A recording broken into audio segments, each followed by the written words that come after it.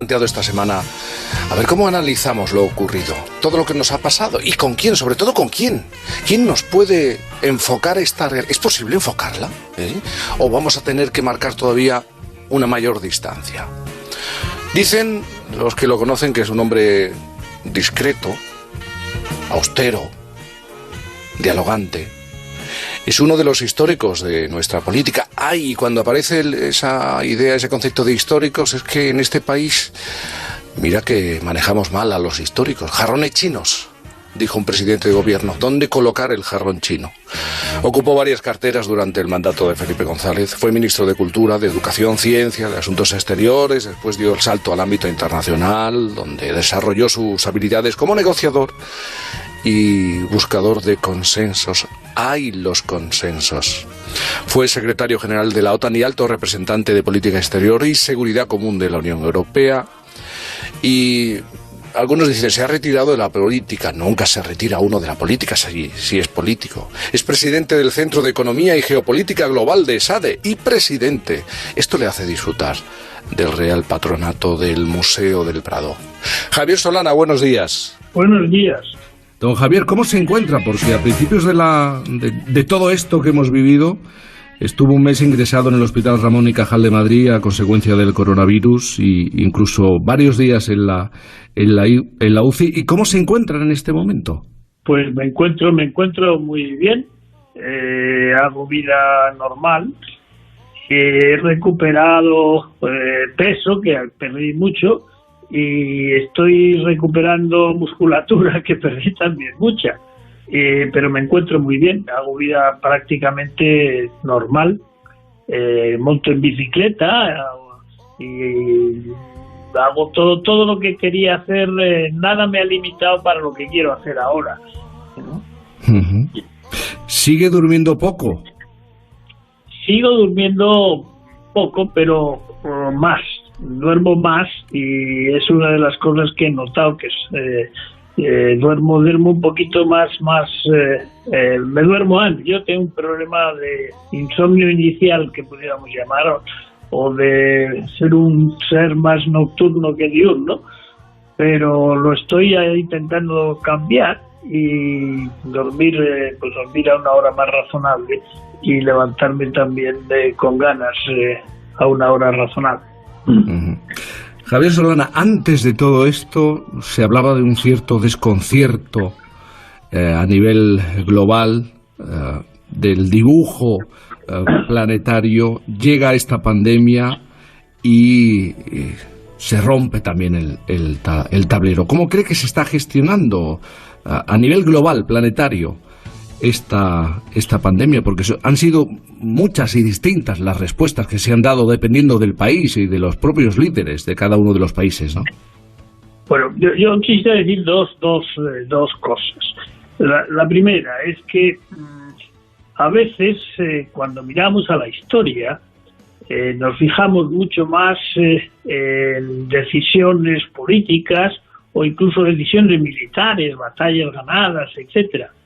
Pero la historia, si realmente la historia de la humanidad está marcada por pandemias, por grandes pestes, por grandes enfermedades, por grandes pandemias o epidemias. Le voy a poner un ejemplo. Nosotros nos gusta hablar de Esparta y de Atenas. Esparta era el statu quo, la ciudad importante. Atenas era la ciudad creciente, que iba para arriba, el siglo de Pericles, etcétera. Bueno, pues entraron en guerra y parecía que, lógicamente, la ciudad Atenas, que era la que había, iba a ser la ganadora, y Esparta pues tendría que pactar con Atenas. Pues, ¿qué pasó? Pues que en Atenas hubo una pandemia extraordinaria de un virus y que les perdió la guerra, y no solamente eso, Pericles, que dio el nombre a ese siglo, que es el siglo VI antes de Cristo, murió en la pandemia. Es decir, que nos fijamos en unos acontecimientos y nos olvidamos de otros, pero casi todos los siglos han tenido un hecho muy fundamental que está relacionado con la salud. Y yo creo que nos estábamos olvidando, y no sé por qué nos estábamos olvidando, porque la malaria sigue con nosotros. La malaria el año pasado, el antepasado, dio 800.000 muertos, que no es poca cosa, ¿verdad? El SARS, que cayó hace muy poco también en nuestro mundo, el SIDA. Bueno, realmente, si fuéramos un poco más sensatos, miraríamos la historia y la realidad siempre con el miedo a que el mundo animal reaccione también frente a las cosas que estamos haciendo con nuestro continente, que es nuestro único lugar donde vivimos, que es la Tierra, pero que vivimos el ser humano, los animales, las plantas, los virus, y todo eso requiere un equilibrio que se rompe, y cuando se rompe tenemos estos desórdenes tremendos en el ámbito de la salud global, y hay que vivir así, y tenemos que tener las organizaciones preparadas para vivir así, porque así va a seguir siendo nuestra vida. Habrá otros ataques de pandemias y tenemos que estar mejor preparados. Desde hace mucho tiempo usted ha mostrado una enorme preocupación sobre la relación del hombre, del ser humano con la naturaleza, con el medio ambiente, y si parece ser, son ya muchos los expertos que apuntan que si no nos tomamos en serio esto de la lucha y del cambio climático, vamos a seguir sufriendo y vamos a sufrir aún más. Pues sí, yo creo que sí, yo, como saben, mi primera vocación o mi primera encarnación, yo fui un catedrático de física, por lo tanto la ciencia me ha interesado siempre mucho, y ahora que estoy ya jubilado me interesa todavía más. Pero yo le hago una pequeñísima reflexión. Nuestro planeta, la Tierra, está hecho de muy pocos elementos del sistema periódico de los elementos. El sistema periódico de los elementos son 100 elementos, 100 y pico. Y de esas mezclas de 100 en diferentes proporciones, sale todo lo que está en el mundo vivo. Sale el Homo sapiens, sale el cerebro del Homo sapiens, sale el Homo sapiens, salen los animales, salen las plantas, salen las flores, salen los bichos. Los virus, y solamente de esas 100, de mezcla de 100 cosas. Luego, si hay algún cambio en la constitución de esas 100 cosas, los cambios son tremendos. Es como si tuviéramos un Lego de piezas de Lego y solo tenemos 100, y con todo eso tenemos que ser capaces de producir el cerebro del hombre que va a luchar contra el virus y el virus mismo. Y no hay nada más que cierto. Luego, es obvio que si el proceso de desertización avanza en la Tierra, habrá animales que tendrán que moverse y habrá seres humanos que tendrán que vivir de otra manera. Por lo tanto, la relación entre la enfermedad global y el cambio climático global es una relación que es evidente. Y por lo tanto, luchar contra lo segundo, que es el cambio climático, es también prepararnos para que lo primero sea más fácil de resolver. Por tanto, lo que sí yo pido a los políticos de esta hora es que sean capaces de entender esta cosa tan simple, que cualquier biólogo la entiende, cualquier químico la entiende, cualquier físico la entiende, pero los demás no son capaces de entenderlo, de creérselo. Todavía nos creemos que hay más de 100 cosas que son 100 cosas cuya combinación nos dan todo. El hombre, el Homo sapiens, el animal, las plantas y los animales inferiores como los virus y las bacterias. Por tanto, hay que atacar este virus.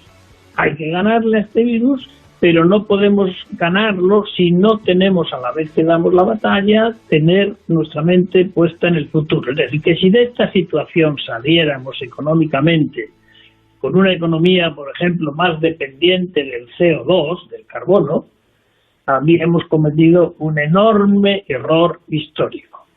Por lo tanto, al salir de esta pandemia debemos salir con un mundo más limpio en CO2. Y eso es algo que tenemos que hacer conjuntamente. y solamente se puede hacer conjuntamente. Entonces el problema que me querría usted preguntar, pero de alguna manera me ha dejado caer, es que el mundo hoy no tiene la cooperación entre sus actores al nivel que requiere la solución de los problemas globales. Los problemas de los que estamos hablando no son nacionales, son globales y por lo tanto necesitan instituciones globales y cooperación global.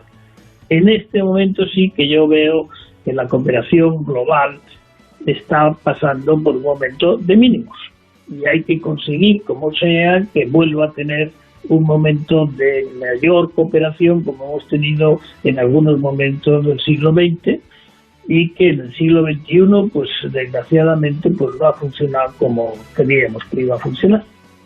Es un momento de desconcierto y de desconfianza en, por ejemplo, organismos internacionales. Algunos hablan ya de refundar toda una serie de organismos internacionales para un nuevo entendimiento global.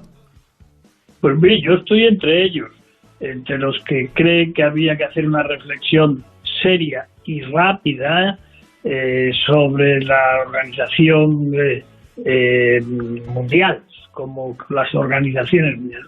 Fíjese, le voy a poner un ejemplo. Tome usted la Organización Mundial de la Salud. ¿No le parece usted un disparate si yo digo que la Organización Mundial de la Salud en tiempos de pandemia es la más importante o una de las más importantes, ¿verdad? Pues fíjese lo que ha pasado en la Organización Mundial de la Salud. La Organización Mundial de la Salud en este momento, el país más importante económicamente del mundo, que es los Estados Unidos, primero retiran la financiación a la Organización Mundial de la Salud y después abandonan la Organización Mundial de la Salud. Y realmente con este tipo de planteamientos de las grandes potencias es muy difícil el que los demás podamos ver que tenemos voluntad de resolver los problemas que son globales con acciones de carácter global. Fíjese, si mirara usted hoy la financiación de la Organización Mundial de la Salud, retirados los Estados Unidos, ¿quién se cree usted que es el financiador más importante hoy, el día que estamos hablando usted y yo, de la Organización Mundial de la Salud? ¿Sea China, Alemania, Indonesia? Pues no. El mayor financiador de la Organización Mundial de Salud hoy se llama Bill Gates y no es un Estado, es decir, es una organización no gubernamental, su fundación, que está produciendo más bien colectivo que muchos estados. Por lo tanto, reflexiones que nos tenemos que hacer. Yo cuando veo esto que está pasando y dejamos la Organización Mundial de la Salud, que el máximo financiador de la Organización Mundial de la Salud no sea un Estado, sino sea una organización no gubernamental, pues algo no está funcionando bien entre los líderes políticos. Claro, Javier Solana, y tenemos que hablar de liderazgo al fin y al cabo, y además sólidos. Por eso quiero aprovechar para preguntarle por el papel que ha jugado en estos años Angela Merkel, la defensora en su momento de la austeridad y la confianza que ha mostrado en estas últimas semanas, en estos últimos meses en el proyecto europeo, en el apoyo a países como Italia, como España. Me gustaría que valorara. Yo tengo una relación muy particular con Angela Merkel. La conocí cuando todavía era una personalidad que venía del este, que la recogieron con mucho cariño, la democracia cristiana en Alemania, pero tuvo muy mala relación con Helmut Kohl, por ejemplo, muy mala relación. Y ella era química y llegó un momento en que fue elegida parlamentaria y después fue elegida, pues después de muchos años, fue elegida canciller. Yo creo que tuvo momentos al inicio de duda y sobre todo de duda de los demás con respecto a Angela Merkel. Pero yo creo que ha sido un activo importantísimo para Alemania.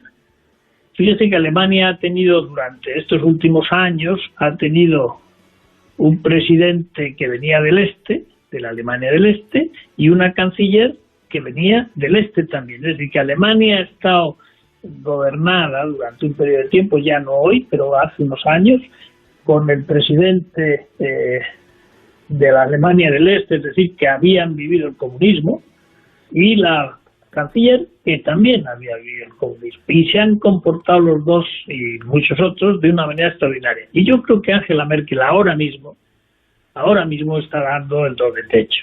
Ella sabe que se tiene que ir, que no quiere seguir más, lleva ya muchos mandatos y quiere dejar una Europa realmente más consolidada. Y para eso necesita una Alemania también más europea. Y yo creo que está dejándose la piel en ello. El acuerdo de hace unos días para los recursos que hay que poner en marcha para salir de esta situación en que las economías están en off por la pandemia, es de ella. Ella es la que empuja, ella es la que empuja con Macron y hacen una propuesta enormemente rompedora. Es un salto de gigante en lo que era la estructura del grupo de la eurozona, con la propuesta que hacen, por ejemplo, el que haya recursos, que se vaya al mercado, pero se vaya al mercado por recursos, la Unión Europea como tal, no cada país, sino la Unión Europea. Imagínense lo que eso quiere decir en el salto cualitativo de la integración europea. Y después que una parte de ese dinero sea un dinero para gastar, no para devolver. Y eso era una de las bestias negras que Alemania ha tenido durante la crisis de 2008. Y fíjese usted, la manera en que como Alemania resuelve la crisis del 2008, la posición alemana, y cómo lo hace en la crisis del virus. Están en una posición mucho más avanzada en integración que lo que fue en el 2008. Por lo tanto, Europa está saliendo de esta crisis más unida que lo que salió de la crisis del 2008, que fue la crisis más o menos de la austeridad, ¿no? Digamos, recuerdan por la austerity, ¿no? Por la austeridad. Y esta se recordará porque se hace más Europa y se hay más solidaridad entre los europeos. Yo creo que es una gran noticia, y en una buena parte, no digo en todo, por supuesto, pero en una buena parte la presencia de Merkel ha sido la que ha abierto la posición de Alemania. Pero bueno, la posición de Alemania es hoy la posición de Merkel. Javier Solana, en alguna ocasión ha llegado a decir que se alimenta más del deseo que del deleite. Pero no sé si este papel lleva vinculado al Museo del Prado 40 años y más en estos últimos años. No sé si el Museo del Prado, el arte, le proporciona al menos ese espacio para el deleite. Bueno, esa es una frase que dije una vez, pero es verdad. Yo vivo el momento porque hay otro. Entonces no me paro tanto en el deleite del segundo, del minuto, del día, sino me mueve más el pensar que hay otro y que tengo que seguir haciendo cosas. Bueno, hay quienes son más dados a disfrutar cada minuto, cada segundo, y ya veremos lo que pasa después. Bueno, yo tengo una manera de pensar un poco más un poco distinta desde ese punto de vista, y esa frase lo engloba un poco, una frase un poco cursi, pero bueno, que me motiva más el deseo de vivir que la vida misma, ¿no? Digamos. Pues sí, en el Prado pues encuentro en el Prado encuentro todo, porque encuentro el ayer, pero un ayer que realmente está absolutamente lleno de vida y que tiene una capacidad de influir en hoy y en el mañana, porque influye sobre nosotros. Yo creo que la persona que visita el Prado con calma, con los ojos tranquilos y con un poco de calma, sale cambiado de la visita del Prado. Sale cambiado, sale otra persona, y una persona mejor, más generosa, más culta, habiendo visto partes muy malas de la historia y partes muy bellas de la historia, y si todo eso lo disfrutas, pues yo creo que sales un poquito mejor de como entraste, y esa labor de hacernos a todos un poco mejor es una función del Prado extraordinaria, no solamente para los españoles, sino en general para todos los visitantes del Prado del mundo, ¿no? Que son muchísimos, eran muchísimos, veremos qué pasa ahora. La pandemia va a cambiar la forma de gestionar los grandes museos. Algunos pueden desaparecer, no hablo de los grandes, sino de museos que no tengan colecciones de tan sólidas, claro, permanentes, tan importantes, ¿no? Claro. No, ahora lo ideal son los museos que tienen una colección permanente de primera división, ¿no? Nosotros somos de los mejores museos del mundo en cuanto a la colección permanente, porque no tienes que tener que hacer exposiciones de fuera para que el museo sobreviva con gusto, ¿no? Pero sí es verdad que algunos lo van a pasar peor, pero yo espero que la comunidad del arte, digamos, la comunidad de los museos y de otras instituciones del arte, pues seamos capaces de organizar el futuro y esta parte del presente todavía de la mejor manera posible para que salgamos hacia adelante con un valor más reconocido de lo que es la cultura, más reconocido de lo que es el arte y un poquito más honestos con nosotros mismos, ¿no? De la belleza sea algo que nos dirija un poco más nuestra vida y que, bueno, pues ¿qué quiere que le diga? Eso serían mis deseos.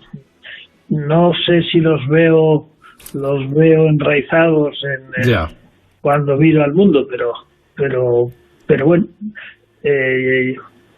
si me dice usted qué es lo que más le inquieta ahora, a mí lo que más me inquieta son las elecciones americanas. Y lo digo con toda verdad, porque si realmente yo creo que el daño que ha hecho el presidente Trump todavía no está descontado, todavía queda mucho daño por hacer. Y claro, todavía sigue siendo la primera potencia. Es verdad que hay una potencia emergente, como Atenas, digamos, con Esparta, la potencia emergente es China, Estados Unidos sería Esparta, y es una potencia china emergente muy sofisticada. Ya no es la China agrícola, no es la China casi de clases de producción de bienes, es que en tecnología China es una primerísima potencia. Mire, le voy a dar un dato que me acuerdo siempre porque me parece que nos dice el profundo cambio en muy poco tiempo de China. Fíjese, en las universidades chinas, yo he sido profesor de la Universidad de Tsinghua, que es la más importante de China, y fui en la junta directiva de ella 4 años, y casi no me creo lo que ha pasado después. Hoy, al final del curso pasado, digamos, salen de las universidades chinas matemáticos, físicos, químicos, ingenieros, y sumamos esos, pues son 4 veces más, descontada ya la diferencia de población, que los que se producen en Estados Unidos de América. Tome nota de lo que acabo de decir. Es una potencia que es una potencia tecnológica muy importante. Es decir, que no es solamente dar de comer, producir alimentos y ayudar, no, es que son una potencia que han hecho una cosa extraordinaria en muy poco tiempo. Desde la época de Deng Xiaoping, ahora el 40% de los chinos han subido pues prácticamente a una clase media que tiene una capacidad de compra menor que la nuestra, por ejemplo, de capacidad de compra, pero que su Producto Interior Bruto pues es en paridad de capacidad de compra. El Producto Interior Bruto de China es igual, un poquito mayor que el de Estados Unidos. Y bueno, por lo tanto, ¿quién está en Estados Unidos? ¿Qué relación hay entre China y Estados Unidos y Europa? Ese triángulo de tres grandes actores globales, pues tiene que tratar de llevarse bien. Y yo creo que no estamos haciendo todos los esfuerzos necesarios para que así sea. Una cosa más, un amigo común, además colabora en este programa, es tremendamente pesimista, vamos a dejarlo en pesimista, ante los años que afrontamos. ¿Javier Solana está en esa línea de pesimismo? No, hombre, pesimismo no. Hombre, me parece, bueno, ya sé que quién es el amigo mío, que yo creo que no es tan pesimista ni como él dice, ni como usted lo presenta. Pero bueno, yo me expreso de una manera más optimista. Creo que el mirar hacia el futuro nos hace mejores, nos hace bien, y no nos enganchamos en nosotros mismos mirando en la desgracia de hoy. Tenemos unas dificultades enormes, porque sacar la economía global, que estaba actuando con un crecimiento X, pero un crecimiento grande, de repente pues apretar al botón off, a apagarla, y hay que volver a encender y apretar el botón on, ¿no? A encender. Y ese proceso de encender no es instantáneo, va a tardar tiempo, y realmente pues habrá todavía muchas cosas que arreglar, pero creo honestamente que el gesto de Europa, lo que ha pasado en esta cumbre de Europa, hay que extrapolarla a una noticia muy importante desde el punto de vista europeo, desde el punto de vista español, por supuesto, pero incluso más allá, desde el punto de vista de otros países que miran a Europa y cómo ha sido capaz de salir de esta situación con 10 reuniones o 11 reuniones, las que sean, pero han salido de esta situación de una manera enormemente constructiva, y eso yo creo que hay que agradecerlo. Así no es lo que está pasando en Estados Unidos, que van quizá un poco al revés, ¿no? Y no está pasando en otros sitios, pero bueno, yo creo que hay que tomémonos por una vez con cariño la situación europea, y a ver si somos capaces de empujar no solamente entre nosotros, sino también poner algo en el sentido común en las instituciones internacionales. Javier Solana, gracias por estar con nosotros en esta mañana de sábado. Un fuerte abrazo. Gracias, que tengan ustedes un buen sábado.